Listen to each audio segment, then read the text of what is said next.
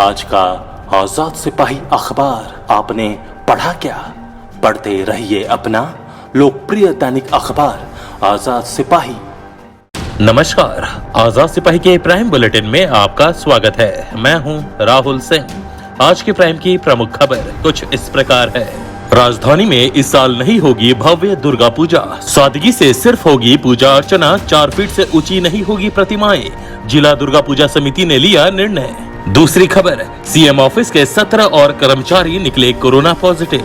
तीसरी खबर, गिरिडीह में बकरा काटने को लेकर बवाल, पेड़ से बांधकर 2 दलितों की जमकर पिटाई, दबंगों ने उनके शरीर पर थूका भी, दोनों तरफ से एफआईआर। चौथी खबर, मंत्री रामेश्वर उरांव ने कहा कि झारखंड में नहीं होगा संपूर्ण लॉकडाउन, कहा पार्टी छोड़ने वालों को 6 साल करना होगा इंतजार। पांचवी खबर, यौन शोषण के शिकार युवती की पीड़ा सोशल मीडिया में वायरल, सोशल मीडिया में युवती ने दी थी खुदकुशी की सूचना। आइए अब सुनते हैं खबर विस्तार से। कोरोना संक्रमण काल में इस बार राजधानी में सादगी से दुर्गा पूजा मनेगी। दुर्गा पूजा के मौके पर राजधानी रांची में बड़े पूजा पंडाल नहीं बनेंगे। पूजा समितियों ने सादगी से पूजा अर्चना और पाठ करने की अनुमति सरकार से मांगने का निर्णय लिया है। रांची जिला दुर्गा पूजा समिति की रविवार को महत्वपूर्ण बैठक हुई, जिसमें यह निर्णय लिया गया। पूजा पंडाल के नजदीक मेला भी नहीं लगाया जाएगा। राजस्थान मित्र मंडल दुर्गा पूजा समिति के परिसर में हुई बैठक में दुर्गा पूजा को लेकर तैयारियों पर चर्चा हुई। हर बिंदु पर विचार किया गया। इसमें नियम, शर्त और विधि विधान के साथ दुर्गा पूजा करने का निर्णय लिया गया। समिति के संयोजक मुंचुन राय ने कहा कि दुर्गा पूजा में पंडाल के निर्माण पर रोक लगाया गया है। मंडप में ही दुर्गा पूजा कर सकते हैं। मंडप के आसपास मेला ठेला नहीं लगेगा, न ही मंडप में श्रद्धालुओं की भीड़ एकत्रित होगी। अब नजर डालते हैं आज की दूसरी प्रमुख खबर पर। मुख्यमंत्री कार्यालय के 17 और कर्मचारी कोरोना पॉजिटिव पाए गए हैं। रविवार को उनकी जांच रिपोर्ट आई। इसके पूर्व शुक्रवार को सीएमओ के 2 कर्मी कोरोना संक्रमित पाए गए थे। रविवार को पॉजिटिव पाए गए 17 लोग सीएम ऑफिस कैंपस और उनके निकट के कैंपस में मिले हैं। 2 दिन पहले सीएम हेमंत सोरेन की पत्नी कल्पना सोरेन का प्राइवेट चालक और सीएमओ के ही एक निजी सचिव के कोरोना पॉजिटिव होने की पुष्टि हुई थी। इसके बाद कॉन्टैक्ट ट्रेसिंग की गई। इसके बाद कई लोगों के सैंपल लिए गए थे। इनमें 17 और लोग कोरोना संक्रमित पाए गए हैं। मुख्यमंत्री सचिवालय से भी इस बात की पुष्टि की गई है। बता दें कि कुछ दिन पहले ही मंत्री मिथिलेश ठाकुर के पॉजिटिव होने के बाद उनके संपर्क में आए सीएम हेमंत सोरेन और उनकी पत्नी सहित पूरे पारिवारिक सदस्यों ने कोरोना का टेस्ट करवाया था। अब नजर डालते हैं आज की तीसरी प्रमुख खबर पर। गिरिडीह जिले के मुफस्सिल थाना क्षेत्र के घगरडीहा गांव में मानवता को शर्मसार करने वाला मामला सामने आया है। यहां बकरा काटने के आरोप में दबंगों द्वारा 2 दलितों को पेड़ से बांधकर पीटा गया है। इतना ही नहीं, उनके शरीर पर दबंगों ने थूका भी है। घटना के 3 दिन बाद दोनों पक्षों की ओर से थाने में शिकायत दर्ज कराई गई है। घगरडीहा गांव निवासी पीड़ित दलित युवक परमानंद दास और शंकर दास ने मुफस्सिल थाने में लिखित शिकायत दर्ज कराई है। वहीं दूसरे पक्ष के लोगों ने भी बकरा को काटने का आरोप लगाते हुए शिकायत दर्ज कराई है। मामले में दलित युवकों का कहना है कि 28 जुलाई को उनके फसल को गांव के ही एक यादव समाज के व्यक्ति का बकरा खा रहा था। दोनों ने बकरा को खदेड़ा। इस दौरान बकरा चिल्लाने लगा। बाद में बकरा को यादव पक्ष के लोगों ने खुद ही मार दिया। इसके बाद दूसरे दिन 29 जुलाई को बकरा मारने का आरोप लगाते हुए दोनों को घर से निकालकर एक पेड़ से बांध दिया गया और पिटाई की गई। इधर दूसरे पक्ष के शकुंतला देवी ने मामला दर्ज कराया है। मुखिया बालेश्वर यादव ने कहा कि 28 जुलाई को बकरा काटे जाने की शिकायत मिली थी। इस पर 29 जुलाई को आयोजित पंचायत में कुछ लोगों ने जबरन दोनों युवकों को पेड़ से बांध दिया। हालांकि उसने तुरंत ही दोनों को खुलवा दिया। इस दौरान किसी भी तरह दोनों युवकों को प्रताड़ित नहीं किया गया।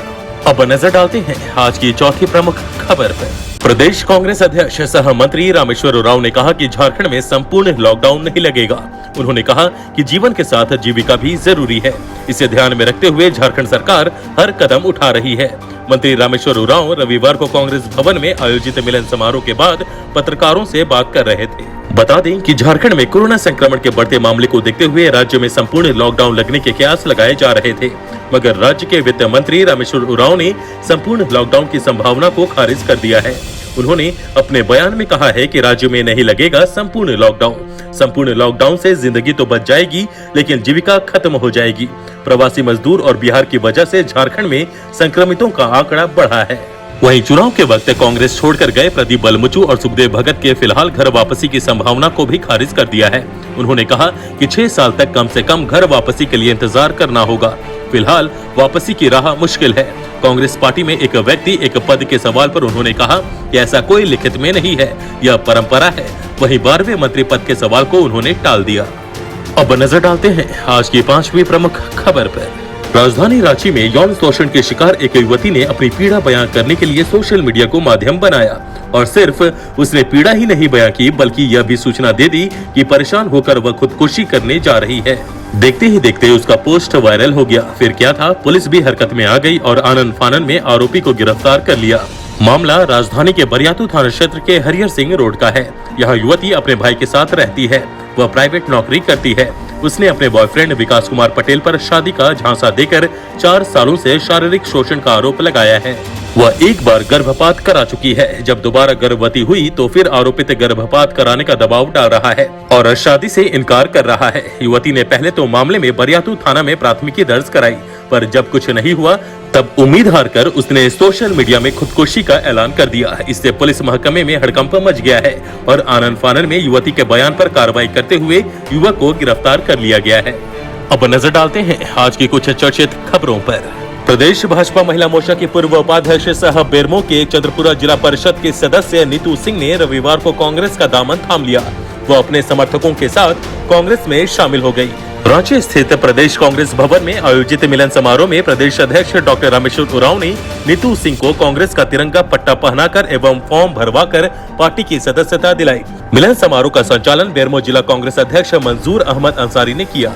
दूसरी खबर, रांची के उपायुक्त छवि रंजन ने रविवार को राजधानी के निजी अस्पतालों के साथ बैठक की।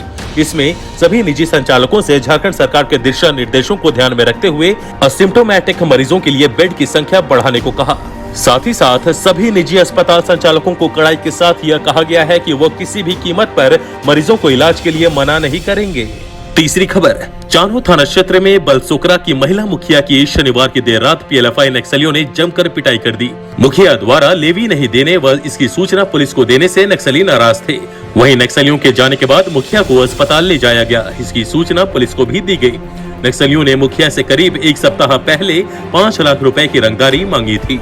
चौथी खबर, रक्षाबंधन को लेकर शहर के होटलों में मिठाई की बिक्री बड़े पैमाने पर हो रही है, लेकिन कई होटल और मिष्ठान भंडार में मिलावटी मिठाई की बिक्री की भी सूचना मिल रही है। इसे देखते हुए रांची जिला प्रशासन पूरी तरह अलर्ट मोड में है।